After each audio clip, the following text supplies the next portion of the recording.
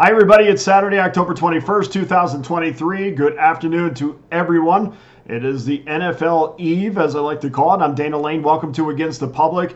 We're the only show that comes through early betting patterns by the public, shows you exactly where you might want to steer clear of public opinion. Today, we've identified three plays in the NFL where early public betting trends might be a little bit misguided and likely will result in doing some damage to your bankroll. So we're going to try to steer you clear of that. Before we get to it, our record on the show is still 63-45, 58.3% heading into Saturday's games. No update on that because as I was doing the show before any college football finals came in. So we're still, still doing great and appreciate you joining us. Okay, with that being said, before we get to our games and this really interesting nugget of numbers that I put together, I have three NFL games locked in at pickdawgz.com right now. With Atlanta, Tampa Bay, we're going to follow that with Arizona and Seattle, and then Miami and Philadelphia as your get-out game. Buy them individually or get all three for $54.99. You can see where the value is with the three-pack. It also comes with our Pick Dawgz win guarantee. You must profit or you'll receive an immediate site credit for the purchase price. Also, you can bypass all those daily purchases, and I do appreciate all the daily purchases, but you can bypass that by jumping on my 30-day all sports, all access pass for just $399.99. You get every single one of my plays from every sport for the next 30 days for about $13.33 a day. So you can see the value there. Throw it on the credit card. Let's go to work. We'll roll up our sleeves and we'll go to work for the rest of the month and into November. Before we get to our games,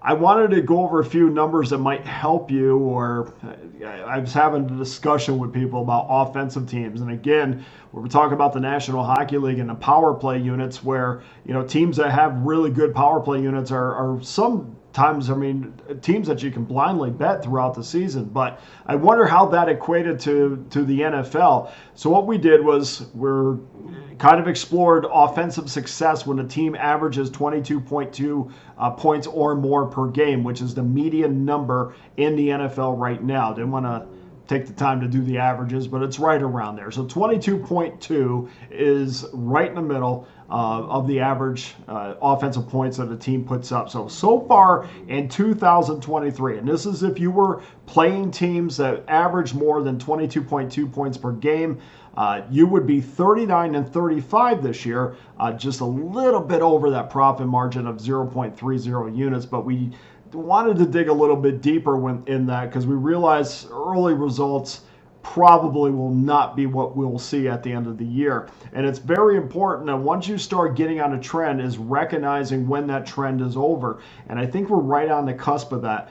Over the last 3 seasons, if you use the same filter of betting on teams that averaged over 22.2 points per game, your record would be 326 and 313, minus 13 units, almost minus 14 units. And over the last 5 years, it barely produced a 500 record of 631 wins, 628 losses, minus 38.40 units. So still more wins than losses. And if we're looking at individual games, that's important. But if we're looking at overall bankroll, it's still not one of those systems to lean on. It's still, you have to pick and choose and treat each game as the individual entity that it is. This still does not allow us just to put a blanket over any teams that are, the better of the better offensive teams in the league.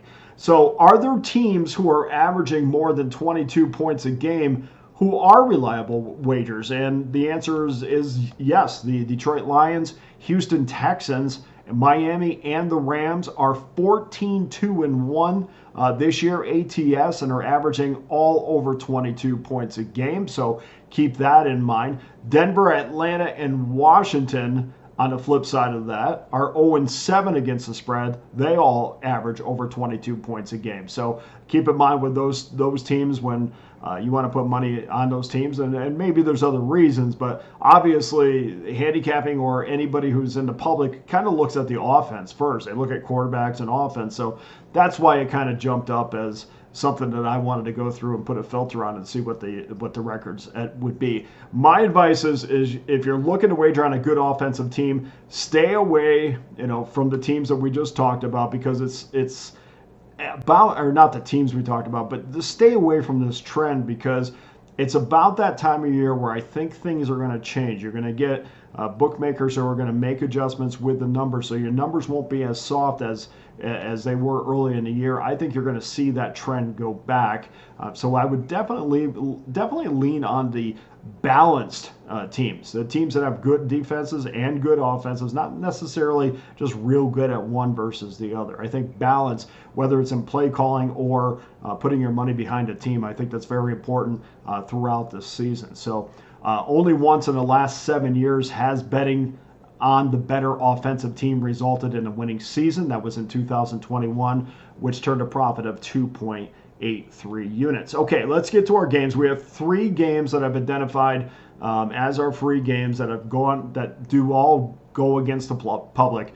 The first one is the Las Vegas Raiders minus 2.5 on the road, total 38 at Chicago. The total has dropped to 38 after 87% of the money has rolled in on the under, which is because, as we know, the Bears quarterback situation was up in the air until yesterday when Tyson Bagent was named their starter, which doesn't really give you give the public any confidence, because Aiden O'Connell will likely start for the Raiders. I know that's kind of still up in the air. Maybe Hoyer will start, but Aiden O'Connell is your listed quarterback for the Las Vegas Raiders. For what it's worth, the Raiders have allowed 14 plays of 20 or more yards, while the Bears have 27 plays of 20 or more yards, which is 4th most in the NFL. So the Raiders offensively, they've allowed the 4th most plays of 20 yards or more, and the Bears have the most plays of 20 yards or more. So,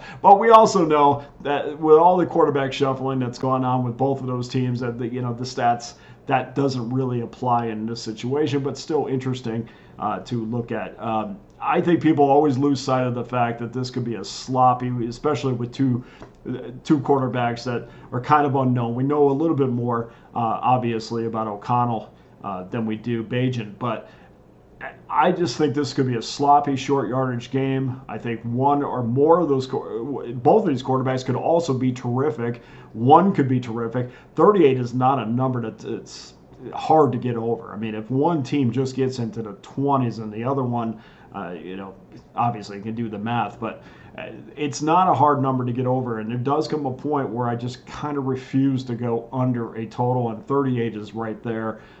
There seems to be no weather that's going to be a factor, a massive factor. So we don't have to take that into account either. So we're just going to go over the 38 in this game. Game number 2, Los Angeles Chargers at the Kansas City Chiefs. Kansas City minus 5. 48 is the total. 83% of the money is coming in on the Chargers, which has pushed this number to 5.5. Both teams, as you know, are terrific on offense, but it's really hard for me to put my money behind a Chargers team who allowed more yards than anyone in the league except for the Denver Broncos. Mahomes is 7-2 against the Chargers and has thrown for a touchdown in 9 straight games against the Chargers. I'm going to take Kansas City minus 5. And finally, game number 3, 4:25 p.m. Eastern Time, Green Bay minus 1, 45 at Denver. 63% of the cash is riding in on the Broncos, which has moved this number slightly from Green Bay minus 1.5 to 1. And over the last 2 weeks, Russell Wilson has been sacked 8 times. He's thrown 3 picks, and we can't forget the 95-yard effort against Kansas City. I just don't think he's right. And yeah, I know we're putting our money behind Jordan Love, but I just feel a little bit more comfortable with Jordan Love at this point, which is not comfortable at all. But I do like Green Bay minus the 1 in this. So just to recap our 3 free games: Raiders, Bears over 38, Kansas City minus 5, and Green Bay minus 1. And before I go, please, guys, go to pickdawgz.com right now. Get involved with one of my many packages that I have up there right now, including my NFL 3-pack, $54.99, or get my 30-day all-access pass for $399.99. However you do it, make sure you join me tomorrow. Feel free to DM me at Dana Lane Sports or leave a message on the YouTube page. Hit the like button if you do. And for Against the Public, I'm Dana Lane. All the best to you and your wagers on Sunday.